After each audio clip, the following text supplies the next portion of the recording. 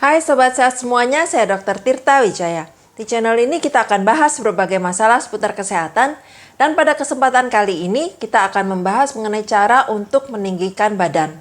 Ini adalah video bagian kedua, di mana di bagian sebelumnya saya bahas untuk cara alamiah, sedangkan di video ini kita akan bahas mengenai operasi untuk meninggikan badan. Memang di dunia medis tuh ada operasi untuk memanjangkan tulang. Operasi ini digunakan untuk mereparasi, misalnya kalau ada yang kecelakaan atau ada yang penderita tumor tulang sehingga tulangnya mengalami sedikit kehancuran gitu kan. Nah, mungkin kalau untuk di lengan, di tangan gitu ya, itu nggak terlalu masalah kalau panjangnya nggak sama. Tapi kalau di kaki, baik itu di paha atau di tungkai bawah ya, yang bagian bawahnya, itu kalau tingginya nggak sama antara kanan sama kiri, itu kan nanti jomplang. Berdirinya, berjalannya itu nggak bisa seimbang seperti orang normal.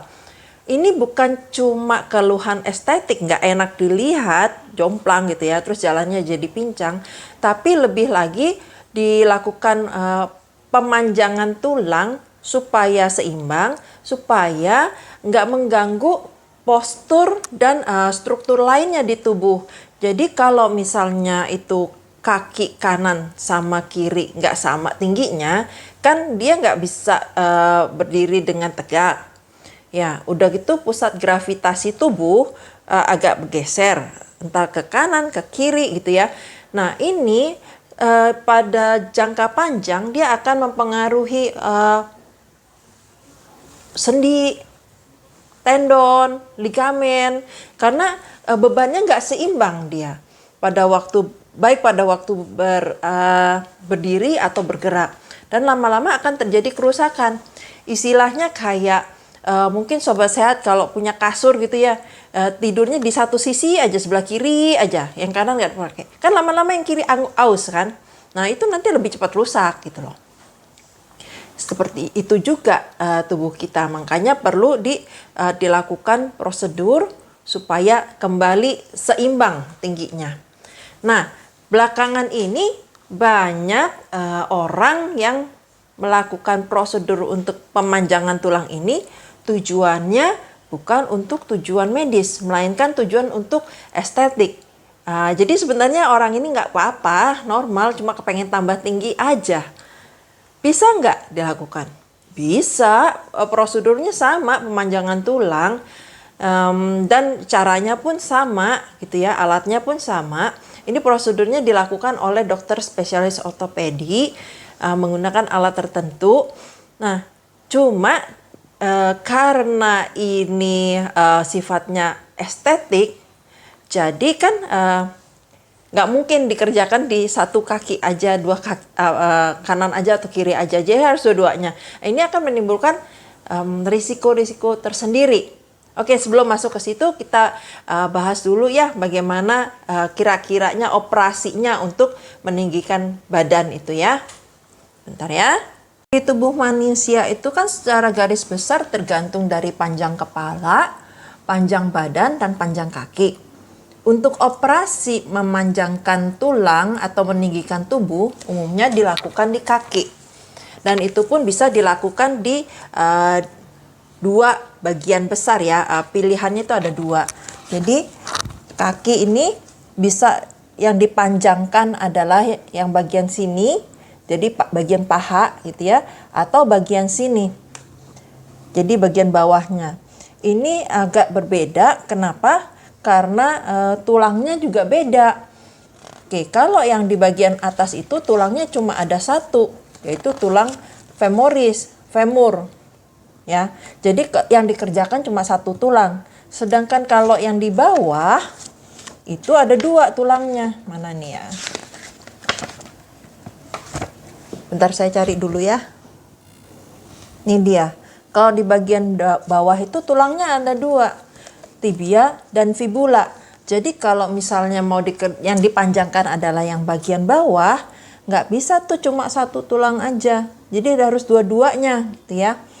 Dan ini ngaruh, bukan cuma ngaruh ke biaya ya, karena kan ngerjakan satu tulang sama dua tulang tentu berbeda kan. Nah, tapi pengaruh juga ke penyembuhannya, pemulihannya, dan kualitas nanti setelah dilakukan prosedur. Oke, prosedurnya sendiri seperti apa? Kita gambarkan ya, bentar. Oke, kita bayangkan bahwa kertas ini adalah tulang ya. Saya bikin dulu. Biar cepet lah ya.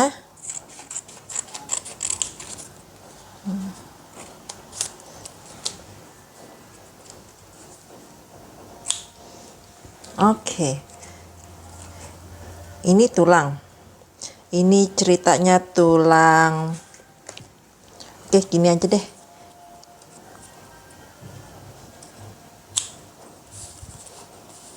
Ini tulang femoris. Ini tulang tibia dan fibula. Oke. Lebih kurus ya tulangnya ya. Satu kan satu gede, satu kecil. Oke.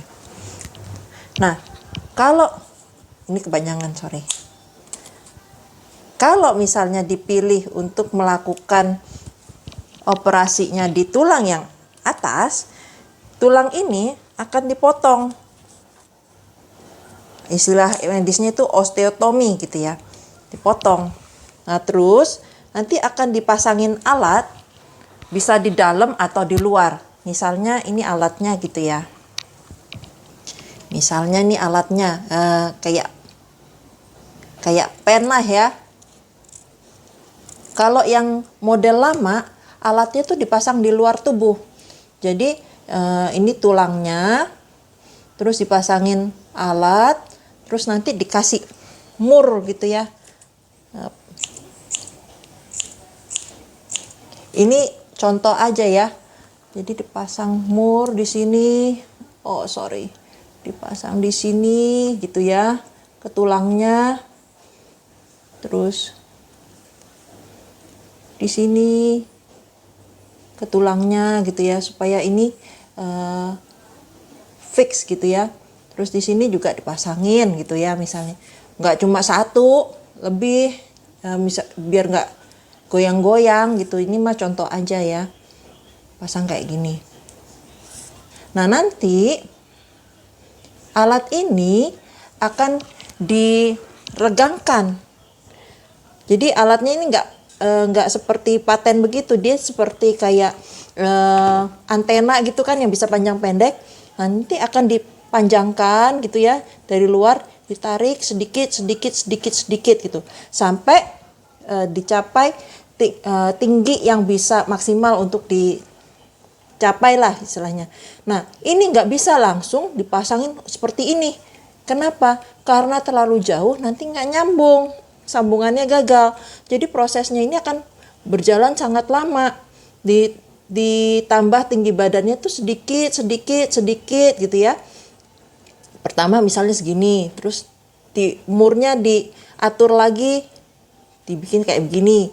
Nanti begitu udah mulai penyembuhan nih, nanti kan antara tulang yang ini sama yang ini akan mulai tumbuh istilahnya semacam lemnya gitu ya. Nah, akan diregangkan lagi. Nah, ini bisa mencapai penambahan badan itu sekitar 3-4 cm lah gitu ya. Nah, ini kalau model yang murnya istilahnya di luar ya. Ada yang modelnya itu di dalam dipasangnya. Jadi nanti tulangnya itu dibor sini tengahnya, terus dimasukin alatnya. Biasanya sih dari dengkul ya. Ini kan dengkulnya di sini nih, di sini. Jadi dimasukin di tengah-tengah tulang begitu. Dan ini alatnya itu ada bisa diatur dari luar pakai semacam remote gitu ya. Nanti akan memanjang begitu. Ya, kira-kira kebayang ya. Nah, ini kalau yang dilakukan di femoris, di tulang paha. Bagaimana kalau yang dilakukan di bawah, di tibia dan fibula? Nah, kalau untuk tibia dan fibula nggak bisa tuh kita kerjain cuma satu tulang aja. Ini istilahnya nggak efisien. Gimana kalau kita panjangkan cuma satu tulang aja? Nggak bisa kan? Jadi kita potong yang atas, cek. Nah, terus yang tulang satunya juga kita harus potong, gitu. Nah, terus sama nih antara mau dikerjakan dengan pen yang di dalam atau yang di luar. Tapi biasanya kalau untuk yang di bawah ini pakai yang di dalam. Nih, tapi bisa juga sih yang di luar, nggak masalah. Ini pasangan di dalam, sama masuknya dari dengkul, jadi dari atas ke bawah gitu. Nah, sedangkan untuk yang ini nggak dikasihin, tapi harus difiksasi supaya penambahan tulangnya itu, peregangannya itu sejajar gitu ya. Nanti dikasih mur-mur kecil-kecil gitulah, gini ya, semacam gitu deh, gitu. Nah, nanti ini alat yang di dalam tulang ini diatur dari luar supaya meregang, dia makin panjang, jadi menarik bagian atas gini gitu lama-lama. Nah, karena ini difiksasi di tulang yang satunya, dia ikut narik juga kan, gitu ya. Kebayang ya? Ya mudah-mudahan lah. Jadi kerjanya lebih ribet kalau yang di tibia dan fibula. Tapi orang umumnya lebih suka di sini. Kenapa? Karena kembali lagi karena tujuannya kan estetik. Jadi mereka milihnya itu karena alasannya estetik. Kelihatannya lebih cantik, lebih enak gitu ya dilihatnya. Nah, seperti yang saya sempat bilang tadi, proses ini nggak bisa langsung sekali jadi. Kenapa? Misalnya kayak tulangnya udah dipotong terus pasangin alat langsung, mau nambah 10 cm, cek segini. Nggak bisa. Prosesnya ini harus, karena kan kita maunya tulangnya yang memanjang kan. Bukannya dipasangin prostetik di dalam gitu kan. Dan lagian bayangin ya, yang tinggi badan itu kan bukan cuma tulang aja, ada otot, ada kulit segala macam.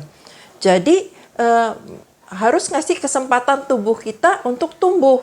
Tulangnya yang dipanjangkan, tapi struktur-struktur lain di samping-samping di luar tulang ini harus diberi kesempatan untuk molor. Ini nggak seperti yang reparasi. Kalau yang reparasi kan memang panjangnya aslinya segitu, misalnya segini tadinya, terus di sini ada tumor gitu kan, tumornya dibuang, misalnya tadinya segini nih ya, terus ini ada tumornya dibuang. Nah, struktur yang lainnya sebenarnya kan udah siap gitu loh, memang udah panjang aslinya segitu. Nah, sedangkan pada prosedur untuk memanjangkan tulang ini aslinya segini gitu loh. Jadi waktu memanjangkan itu harus dilakukan pelan-pelan. Dan prosedur ini membutuhkan waktu berbulan-bulan untuk mencapai panjang yang diinginkan. Bukan yang diinginkan sih, karena ada batas maksimalnya juga. Biasanya itu antara 3 sampai 7 cm kali ya.